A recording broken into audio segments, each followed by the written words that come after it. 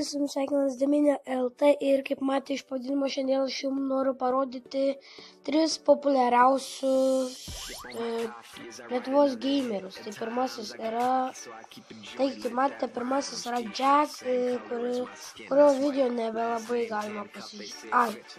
Galima jo video žiūrėti, bet jisai nebefilmuoja.